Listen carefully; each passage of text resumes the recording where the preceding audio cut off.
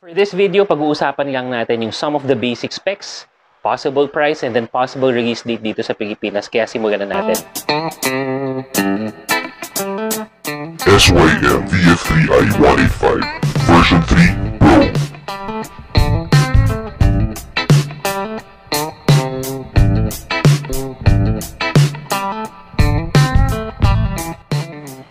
Honda Winner X.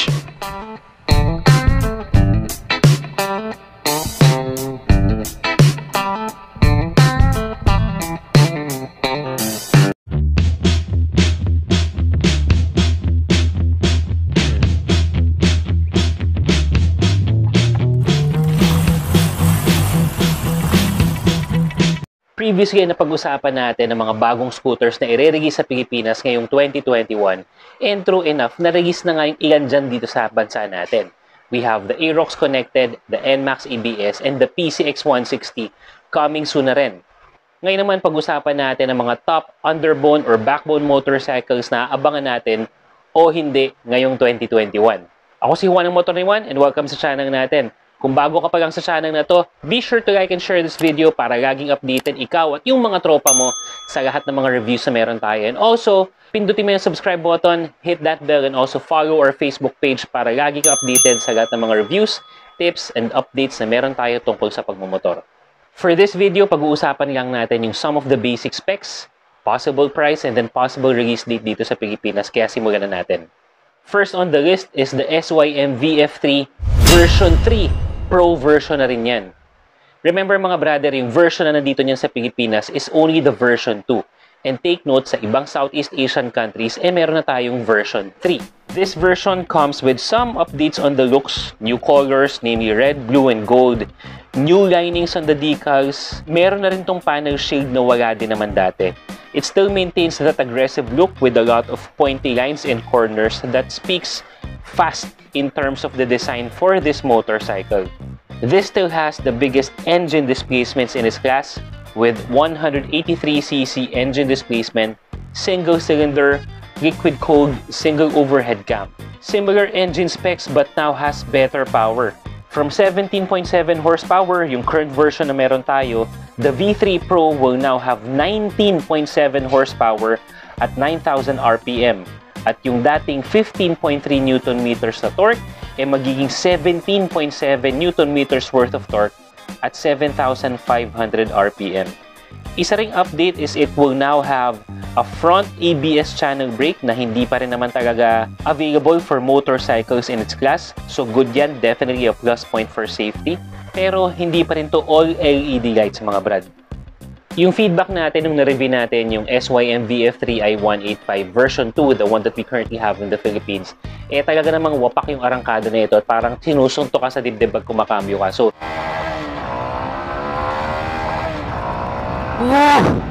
puta, parang nananapak yung torque. Given the update on the power output, I'm very curious tungkol sa power ng makina ng motor na to, so definitely abangan natin yan. The current price in the Philippines ng current version, the V2, is 99,800 pesos.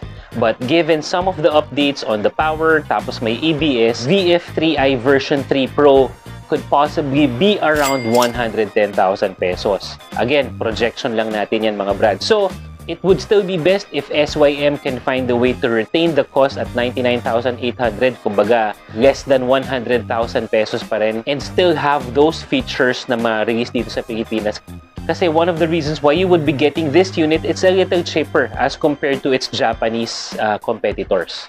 Pagdating naman sa possible release date, when the same VF3i version 2 was released in the Philippines, that was September of last year, September 2020 to be exact. So, posible, given how good the feedback and the sales for the version 2 is dito sa Pilipinas, posibleng they can release another round or another version of this unit in September of 2021.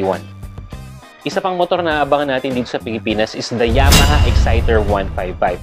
This version has already been released in other Southeast Asian countries and most likely if released, and when this is released in the Philippines, it will be rebranded as the Sniper 155. Yung LCD screen natin, it will also be the first in its class to have a smart key system. You will have a USB port, front brake, dual piston, and 5.4-liter gas tank.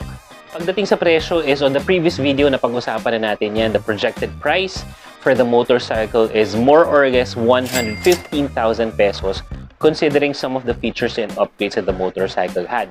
At kung kailan at marirelease nga ba ito sa Pilipinas, mga brother, tandaan natin yung mga previous Sniper versions talagang dumadating dito sa Pilipinas. So it's really not a matter of if this will be released, but when this will be released.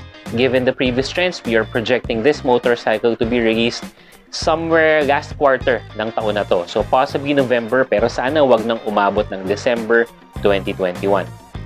Next in line natin is the Honda Winner X. We've never had this motorcycle in our country, kaya siguradong tatangkigikin yan at magiging mainit sa mata nating mga Pilipino. Kapansin-pansin agad yung big headlight assembly nito na talagang kasama dun sa form ng fairings. Discreet lang yung decals na, but it blends well with the fairings and the overall lines ng motor. It's very good looking. Taillight is actually similar to that of the Honda big bikes that we have. It's aggressive, it's sporty, at talaga namang palaban. For the engine, what we have is 149.1cc engine displacement, 4-stroke single-cylinder at 6-speed manual. It will give out 15.4 horsepower at 9,000 RPM and 13.5 Nm worth of torque at 6,500 RPM. It will have very cool LCD panels similar to that of the CBR 150. Pagdating sa presyo, we're projecting for this motorcycle to be somewhere around 104 to 110,000 pesos.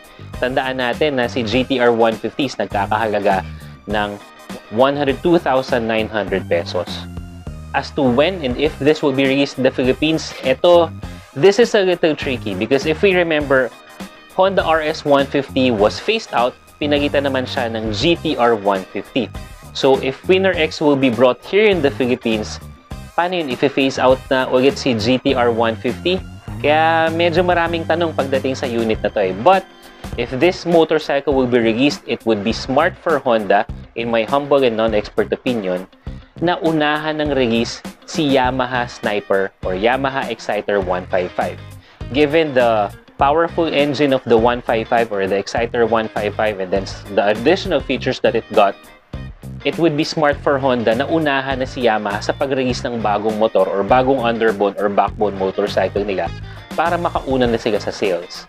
So if that will be the move by Honda, we can expect this motorcycle to be here in the Philippines somewhere around maybe September or October of this year pa rin. So again mga brother, the prices and the possible release dates that we have mentioned in this video are all based on my analysis, based on the previous trends as to how these motorcycles were released dati. No official words yet from SYM, Honda, and Yamaha kung magkano at kailan talaga marirelease itong mga motor na to dito sa bansa natin. Pero once we have any update, sigurado, isi-share natin sa inyo yan. Kaya dapat like and share this video, naka-subscribe ka, naka-hit yung notification bell at naka-follow ka rin sa Facebook page natin para lahat ng updates natin, lahat ng reviews and tips, mapapanood mo kagad. Hanggang dito na muna yung video natin mga brother. Bago natin syempre tapusin tong video na to, shoutout muna to Bam Motovlog and Daddy J Vlog at sa lahat ng mga brother natin na patuloy na nanonood at sumusuporta. Maraming salamat po. Kita-kits tayo sa susunod na video. Stay safe pa rin tayo lahat.